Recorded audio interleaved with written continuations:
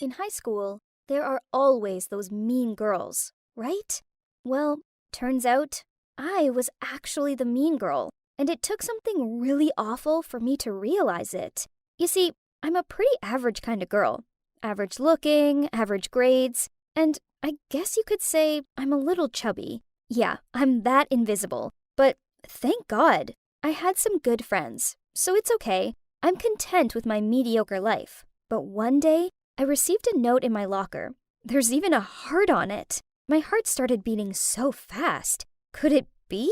I read on and couldn't believe it. It was from a guy called Dave, and he was confessing his feelings for me. He even left his phone number. I was stunned. And then I got to the bottom of the note, and reality hit me smack bang in the face. "I'll be waiting for your call, Sarah." It wasn't for me. It was for Sarah.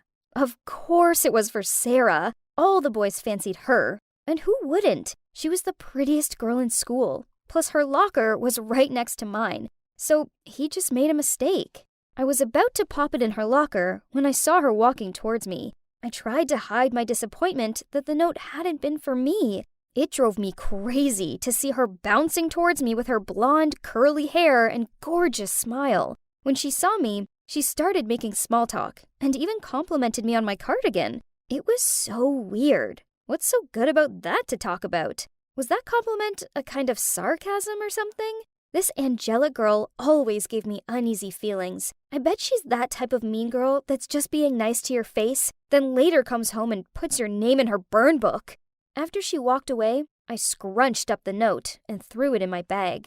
Later that night, I did something insane. I texted Dave, pretending to be Sarah. I don't know why I did it, but after a few texts back and forth, it actually became quite fun. I looked him up on social media, and I couldn't believe how handsome he was. He was a year older, and so his classes were in another building. No wonder I hadn't noticed him before. Even our cafeterias were in different buildings, so he'd probably never seen me either. Not that he would notice me anyway, though. I felt so wild messaging him. I'd never done anything like this before, and it actually felt quite fun to pretend to be Sarah. I could just talk to him so freely and didn't have to overthink if I was sounding like a loser.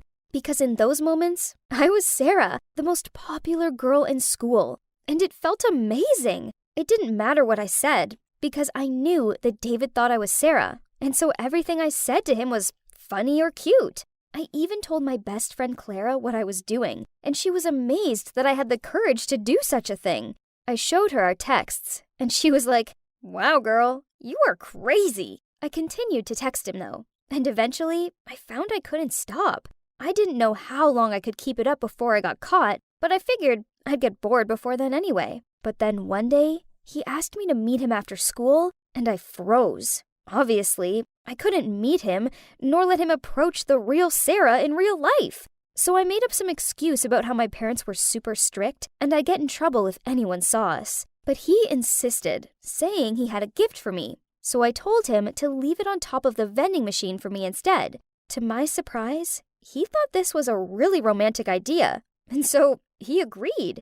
Throughout the next week, he left me a gift every day. One day, it was a small crystal in the shape of a rose. The next day, it was a book of poetry. That was sweet.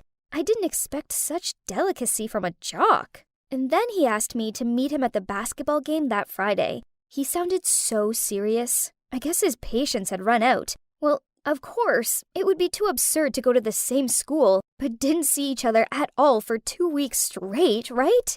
I had no other choice but to agree. But then, the panic kicked in. It was the finale of a big tournament at school, so everyone was going. And Sarah will be there too. And if Dave saw her, no, it would just be a disaster.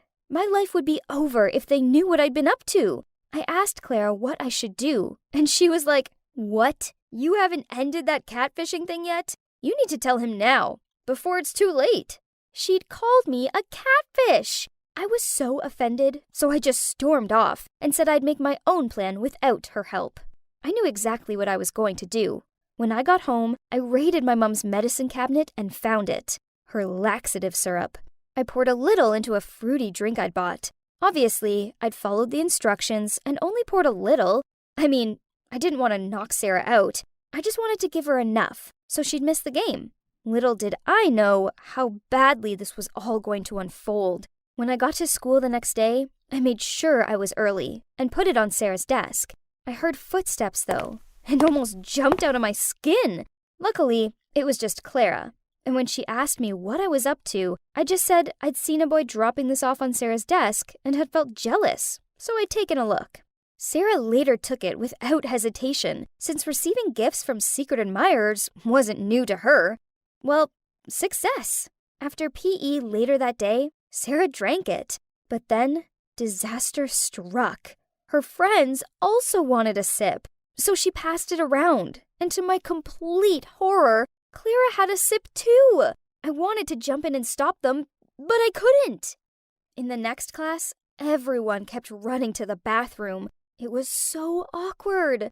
Luckily, Clara only had one bathroom trip, and then she was fine. She thought she'd just eaten something bad.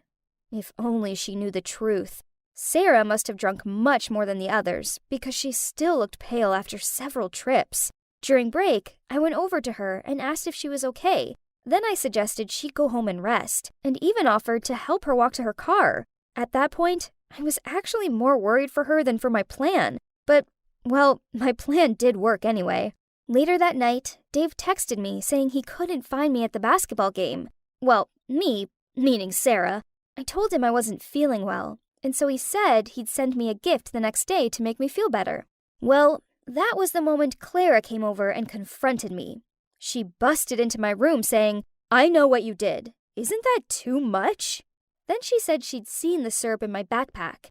I was stunned. But then I just told her that it was time those mean girls got a taste of their own medicine. But she was furious. She said, "You're ridiculous. Sarah isn't a mean girl. She's so sweet. She's even nice to you. Are you that blinded by jealousy that you'd sink this low to hurt her? You know what? You're the only mean girl around here." At that, she stormed off, leaving me standing there all alone. I froze there, dumbfounded. What just happened? What did I just hear? Was I the mean girl? That couldn't be true, right? Was Clara even my friend? How could she say that to me? She kept calling me catfish, then mean girl. This girl was really too much. But her words kept lingering in my mind. I thought about it. Sarah really had never done me any harm. So why was I being so mean to her? It wasn't right of me.